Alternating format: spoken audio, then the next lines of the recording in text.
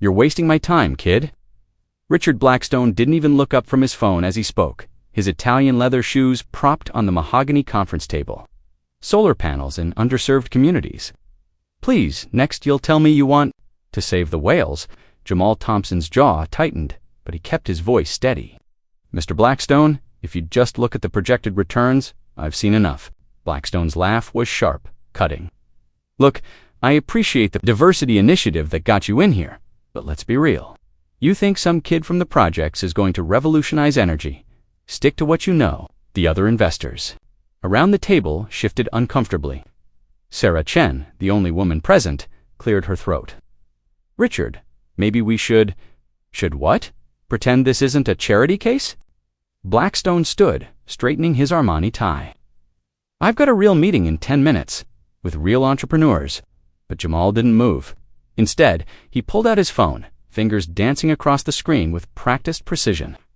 "You know what's interesting, Mr. Blackstone? I've been tracking some unusual patterns in your investment portfolio, particularly the offshore accounts linked to your renewable energy fund." His voice was calm, almost conversational. "The FBI might find those patterns... fascinating." The room went dead silent. Blackstone's face drained of color. "What did you just say?" Jamal's smile was razor-thin. "I said they might find it fascinating how you've been funneling clean energy subsidies into shell companies. Companies that don't actually exist." He paused, letting the words sink in. "Turns out, when you grow up having to spot every scam on the street corner, you get pretty good at recognizing fraud, even when it wears a three-piece suit." The twist that would unravel everything had begun 6 months earlier. When Jamal's background in forensic accounting a skill he'd hidden to avoid being pigeonholed, he'd hidden to discover Blackstone Industries' elaborate Ponzi scheme. The same man who dismissed him as some kid from the projects had no idea he was facing someone who'd already handed evidence to federal investigators. The pitch wasn't about solar panels at all, it was about justice. And in 18 hours, when the FBI raided Blackstone's offices, the man who thought he could judge others by their zip code would learn that respect isn't inherited, it's earned. The underestimated often see everything, while the powerful blind themselves with their own arrogance. Jamal's company would eventually secure $50 million in funding from ethical investors. But first, he had a front-row seat to watch a house of cards collapse under the weight of its own corruption. 6 months before that conference room confrontation, FBI Special Agent Monica Rivera had been staring at a mountain of financial documents when an anonymous tip landed on her desk. The caller's voice was young, educated, careful. "Blackstone Industries is running a clean energy fraud worth over $200 million, the voice said. "Check the subsidiary companies. Half of them don't exist." Rivera had worked financial crimes for 8 years. Anonymous tips usually led nowhere. But something about this one felt different. The caller knew details, specific account numbers, shell company names, dates of suspicious transfers. "Who is this?" she'd asked. "Someone who believes the system only works when people make it work." The line went dead now. Rivera sat across from Jamal Thompson in a downtown coffee shop, watching him methodically organize documents like he was defusing a bomb. Every paper had been photocopied, filed, cross-referenced. "This wasn't amateur hour. You're not just some concerned citizen, are you?" Rivera said. Jamal looked up from the papers. "I'm a forensic accountant. Was, anyway. Lost my job at Hartwell and Associates last year when I refused to sign off on some creative bookkeeping for their biggest client. Let me guess, Blackstone Industries." Jamal's smile was grim. Amazing how principles can be career-limiting. Rivera studied him. Jamal was maybe 28, wore a simple button-down and jeans, but carried himself with quiet authority. His analysis of Blackstone's financial web was more thorough than anything her team had produced. "Why come forward now? Why not earlier?" "Because I needed ironclad proof. Men like Blackstone don't fall easy. They've got lawyers, connections, politicians in their pocket." Jamal pulled out his laptop, showing Rivera a spreadsheet that looked like a conspiracy theorist's dream board. "But they also get sloppy when they think they're untouchable." "And you think he's untouchable?"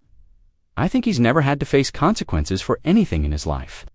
Rich daddy, prep school, Ivy League connections, the world's been saying yes, sir, to him since birth." Jamal's voice hardened. Today, he's going to hear no for the first time. Rivera leaned forward. Today, I'm pitching him in 3 hours.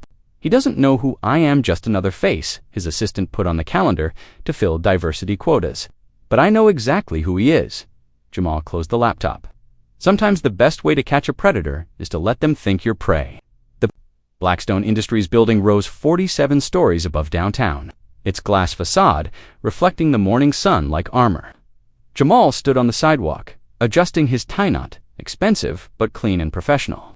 He'd learned long ago that presentation mattered, especially when you were already fighting perception. His phone buzzed. A text from his sister, "Break a leg today. J-Mom would be proud." Their mother had cleaned offices in buildings like this, one for 20 years, coming home with stories about executives who treated her like furniture. She died believing her son would never get a seat at those tables. Today, he'd prove that sometimes the janitor's son ends up holding all the cards. The lobby was marble and mahogany, designed to intimidate. The security guard barely glanced at Jamal's ID before waving him through just another appointment in an endless parade of hopefuls. 30-7th floor, Blackstone's personal conference room. Sarah Chen met him at the elevator.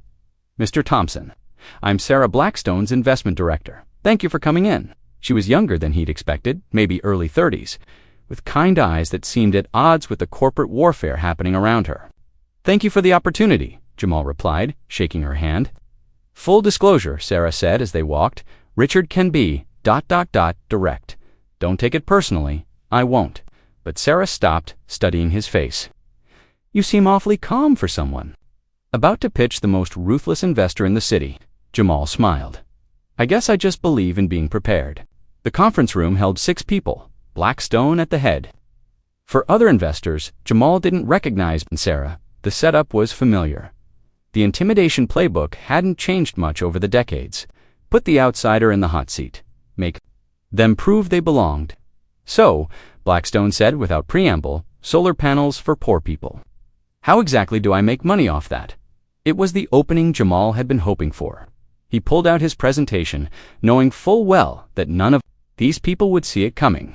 "Actually, Mr. Blackstone, I'm more interested in how you've been making money off renewable energy subsidies, specifically the ones you've been stealing." The room temperature seemed to drop 10 degrees. Blackstone's face went through several emotions in rapid succession: confusion, anger, then something resembling fear before settling on cold fury. "Excuse me." Jamal opened his laptop, turning the screen toward the table. "Phoenix Solar Development, Desert Wind Energy, Green Future Holdings. Should I keep going?" The other investors leaned forward, trying to see the screen. Sarah's eyes widened as she recognized the company names. "Those are our subsidiary companies," she said slowly. "No," Jamal corrected. "Those are names registered to P.O. boxes and empty warehouses. Shell companies designed to funnel federal clean energy subsidies into offshore accounts." He clicked to the next slide. $47 million in taxpayer money, to be exact. Blackstone stood so quickly his chair rolled backward. "Security. I wouldn't do that." Jamal's voice remained calm. "Because in about 6 hours, FBI agents are going to be crawling all over this building with warrants. And anyone who looks like they're obstructing justice is going to have a very bad day." "You're bluffing, am I?" Jamal pulled out his phone, showing the call log. "Agent Monica Rivera, Financial Crimes Division. We've been chatting regularly for the past 6 months." Sarah was staring at the laptop screen, her face pale. "Richard, these accounts were signed off on these transfers. You told me they were legitimate investments." "Sarah, don't listen to this. $247 million, Jamal continued, reading from his notes. "That's the total amount you've stolen from clean energy programs designed to help low-income communities. Communities like the one I grew up in." One of the other investors, an older man with silver hair, was frantically typing on his phone. "My lawyers need to know about this immediately." "Smart man," Jamal said, though I'd distance yourself quickly. "The FBI tends to freeze assets first and sort out innocence later." Blackstone's composure finally cracked. "You have no idea who you're messing with. You little careful." Jamal's voice carried warning. "Because unlike you, everything I'm about to say is true, and there are witnesses." The silver-haired investor stood, Richard, I'm out. Whatever this is, I want no part of it. He looked at Jamal. How do we know you're not just some con artist? Jamal reached into his briefcase the same one his mother had saved up to buy him for his college graduation and pulled out a thick folder. Because con artists don't usually hand over evidence to the FBI 6 months in advance. He set the folder on the table, bank records, wire transfers, correspondence between Blackstone and his accomplices. All authenticated, all documented. Sarah grabbed the folder, flipping through pages. Jesus, Richard, this is ... This is real. It's fabricated. He's trying to frame me. With what motivation? Jamal asked. I don't want your money. I don't want your job. I want justice for the communities you've been stealing from. The room erupted in crosstalk as investors began making calls, demanding answers. Only Blackstone remained seated, staring at Jamal, with something between hatred and disbelief. Who are you? He asked quietly. Someone who believes that crime should have consequences regardless of how expensive your lawyer is. The FBI raid happened exactly as Jamal had predicted, though watching it on the evening news felt surreal. Agents in windbreakers swarming the Blackstone Industries building, boxes of evidence being loaded into vans. Richard Blackstone himself led away in handcuffs. The reporter's voice was professional, detached. Federal agents arrested prominent investor Richard Blackstone today on charges of fraud, embezzlement, and conspiracy. The investigation, which has been ongoing for 6 months, centers around the alleged theft of federal clean energy subsidies. Jamal muted the television, sitting back in his apartment, the same one-bedroom he'd lived in since college. Despite job offers that would have paid for something much fancier, he'd learned early that flashy displays of wealth made people ask questions about where the money came from. His phone had been ringing all day. News outlets wanting interviews, investors suddenly interested in his solar panel business, former colleagues trying to reconnect, now that he was the man who'd brought down one of the city's most powerful figures. Agent Rivera had called twice to thank him, and once to warn him that Blackstone's lawyers would likely try to paint him as a disgruntled former employee with a grudge. Let them try, Jamal had said. The numbers don't lie. Now, in the quiet of evening, he thought about his mother. She'd worked herself to death, trying to give him opportunities she'd never had. Cleaning the offices of men who never bothered to learn her name, she'd died believing that the system was rigged, that people like them would always be on the outside looking in. She'd been wrong about one thing. Sometimes the system worked, but only when people were willing to make it work. A knock at his door interrupted his thoughts. Sarah Chen stood in the hallway, looking exhausted and somehow smaller than she had in the conference room. I hope you don't mind, she said. I got your address from the visitor log. Jamal stepped aside to let her in. How are you holding up? Honestly, I feel like an idiot. She sat heavily on his couch. I should have seen it, should have asked more questions. He was good at it. That's how these schemes work. They make smart people feel stupid for doubting them. Sarah looked around. His apartment, modest furniture, law books stacked on the coffee table, a framed photo of his mother on the kitchen counter. You could have made millions staying quiet. Why didn't you? Jamal followed her gaze to his mother's photos. Because some things matter more than money. The other investors are already talking about legal action against him, but also they want to make sure they're protected. Smart. Though most of them will probably be fine if they cooperated unknowingly. And you? What happens to you now? Jamal smiled for the first time in days. Now I go back to what I was trying to do in that conference room, build something that actually helps people. Sarah nodded slowly. The solar panel company. Was that real, or just cover for the investigation? It's real, or it will be once I find investors who actually care about doing the right thing. You might not have to look far, Sarah said quietly. I've got some money saved up, and after today, I'm pretty motivated to invest in honest people. 3 months later, Jamal stood in the lobby of the federal courthouse, watching Richard Blackstone's sentencing hearing through the floor-to-ceiling windows. The man who had dismissed him as some kid from the projects was now facing 15 years in federal prison. The judge had been thorough in her condemnation. Mr. Blackstone, you stole from programs designed to help the most vulnerable members of our society. You used your position of trust and privilege to enrich yourself at the expense of communities that desperately needed these resources. Agent Rivera found Jamal in the lobby afterward. 15 years, full restitution, and forfeiture of assets. The judge threw the book at him. "Good," Jamal said simply. "There's something else. The recovered funds, the government is setting up a victims fund to direct the money back to clean energy programs in underserved communities. They want someone to oversee distribution." Jamal raised an eyebrow. Someone with experience in forensic accounting and a demonstrated commitment to justice. Someone who can't be bought. Outside the courthouse, reporters were still interviewing anyone connected to the case. Jamal had declined most interviews, but one journalist caught his attention, a young woman from the community newspaper that served his old neighborhood. "Mr. Thompson, what would you say to young people who feel like the system is rigged against them?"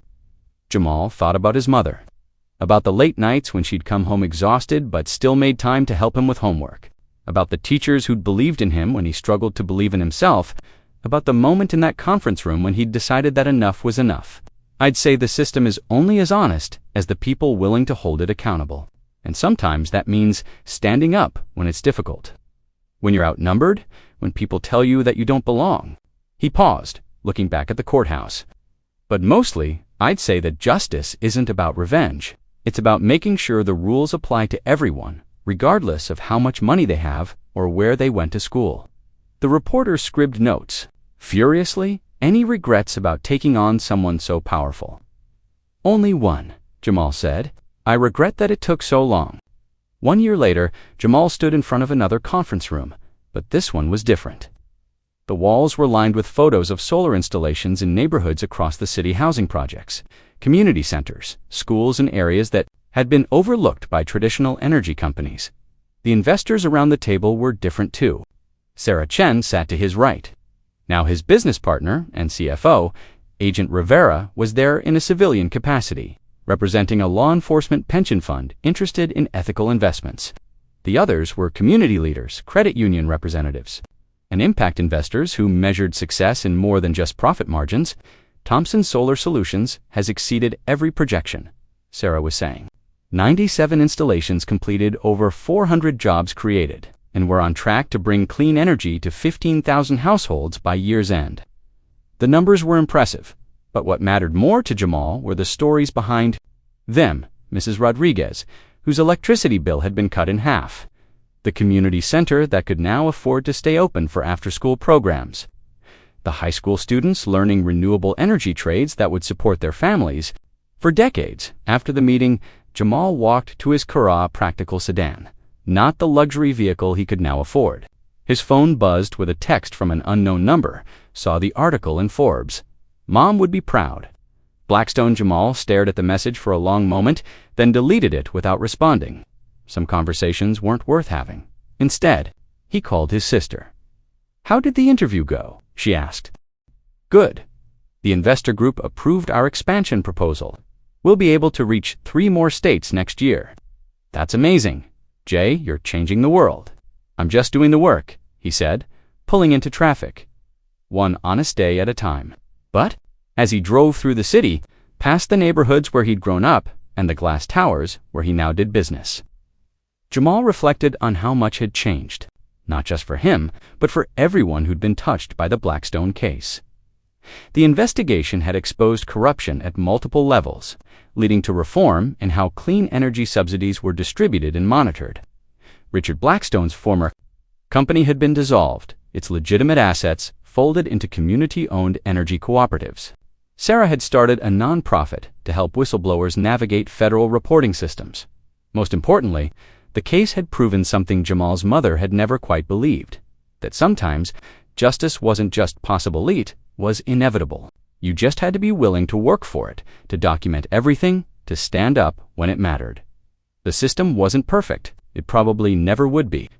But it was improbable, one honest person at a time. Jamal's phone rang as he pulled into his driveway. The caller ID showed Agent Rivera's number. "We've got another one," she said without preamble. "Housing development fraud, targeting veteran benefits. The perpetrator is well-connected, politically protected, interested."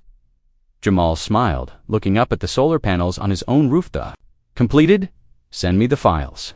Because some fights were worth having, over and over again, until the system finally worked the way it was supposed to, for everyone.